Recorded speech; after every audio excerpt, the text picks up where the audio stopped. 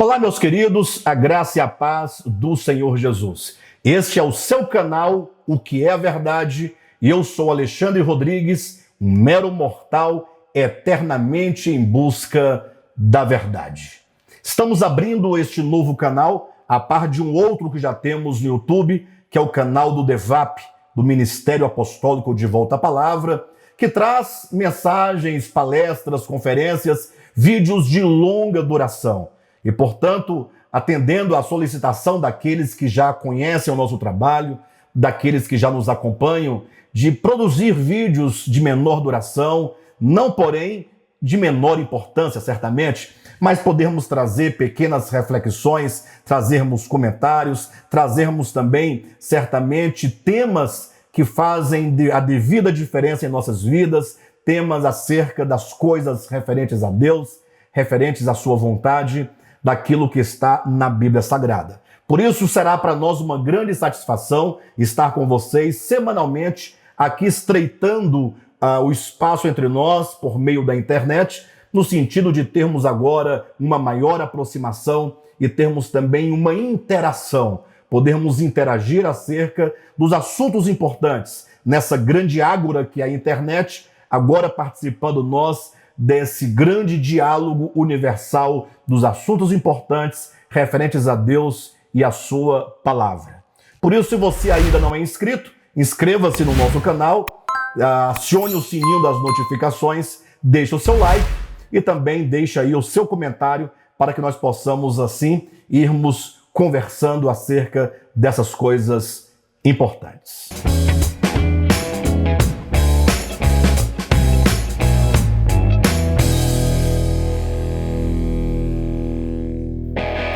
Muito bem, queridos, o nosso canal, este novo canal, O que é a Verdade, e o próprio nome já traz a ideia do seu conceito, né? O que é a verdade, porque queremos tratar com vocês, fazendo sempre um jogo, fazendo sempre uma contraposição entre o que é a verdade e também o que é o dogma, ou seja, verdade versus dogma. Ora, quando nós falamos sobre a verdade, o que nós entendemos por isso?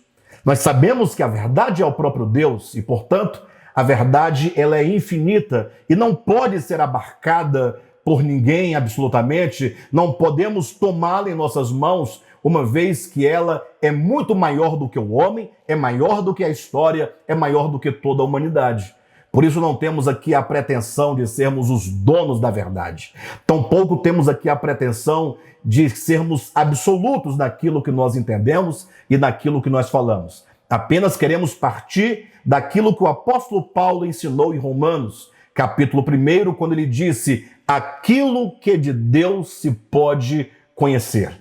Ou seja, entendemos que a verdade, embora infinita, ela nos é revelada por Deus na pessoa do seu Filho Jesus Cristo, mediante a Escritura Sagrada.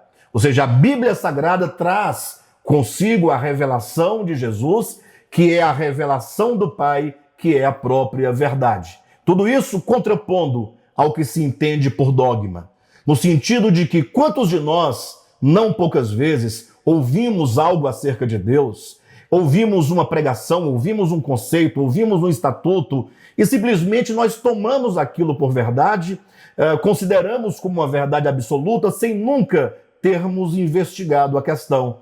Ou seja, um dogma é um ponto fundamental, doutrinário, certamente religioso, que se tem por irrefutável, ou seja, se tem por verdadeiro, por absoluto, que não pode ser jamais questionado. Então, o nosso interesse é contrapor a revelação de Deus na pessoa do seu Filho, por meio da Escritura, a todos os tipos de dogmas que nós temos recebido ao longo da história. Mas, para tanto, precisamos que todos nós envolvidos nesse grande diálogo, nós tenhamos experimentado, ou pelo menos estejamos experimentando, um certo despertamento interior, como uma inquietação interior, como que uma dúvida no sentido de que em algum momento gera-se em nós uma desconfiança. Será que isso que eu ouvi, será que isso que eu aprendi, será que isso que eu li é de fato dessa maneira? E a partir daí, portanto, temos uma postura ativa, temos uma participação nesse grande diálogo, não sendo apenas leitores ou ouvintes passivos, mas também participando, como aqueles que perguntam o que é isso, por que é dessa maneira, como essas coisas podem ser. Afinal, a filosofia nasce a partir desses pressupostos. Quando o homem sai da grande noite de dormência, de adormecimento, de inércia, para começar então a olhar por si mesmo e a começar a perguntar como que as coisas são como são, porque são deste modo, como que podemos então entendê-las de uma maneira melhor usando o nosso coração e, sobretudo, a nossa razão. Por isso eu quero apresentar para vocês aqui hoje um pequeno trecho de um texto de Immanuel Kant, que é um grande filósofo iluminista e que escreveu, certamente, um texto-resposta intitulado O que é o Iluminismo. Não quero tratar dessas questões profundas desse movimento, mas o que ele nos diz aqui é do nosso interesse.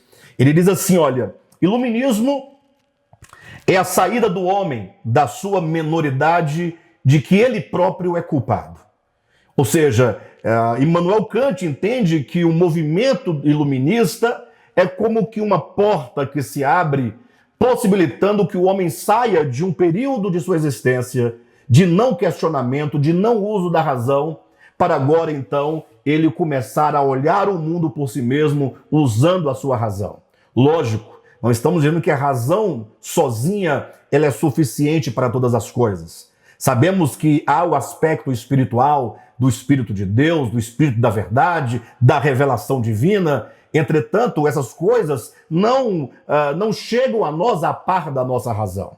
Por isso que Immanuel Kant continua dizendo, ora, a menoridade é a incapacidade do homem de se servir do entendimento sem a orientação de outrem. Ou seja, ele fala de pessoas que entregam as suas vidas, entregam seus caminhos, entregam toda a sua existência àquilo que outros disseram. Pessoas que abrem mão da sua própria capacidade de reflexão, de perguntar, de inquirir e assim da sua própria capacidade de descoberta daquilo que Deus revelou a todos os homens. E ele continua dizendo, tal menoridade é por culpa própria do homem. Se a sua causa não residir na carência de entendimento, mas na falta de decisão e de coragem em se servir de si mesmo sem a guia de outrem. Sapere aude, ou seja, tenha a coragem de te servires do teu próprio entendimento. E ele diz ainda mais, a preguiça e a covardia são as causas de os homens em tão grande parte continuarem, todavia, de bom grado, menores durante toda a sua vida.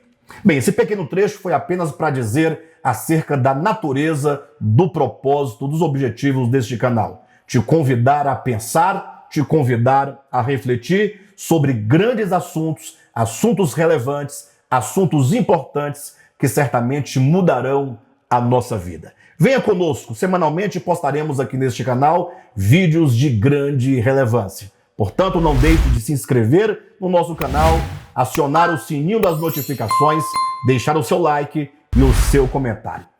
Até o próximo vídeo e muito obrigado.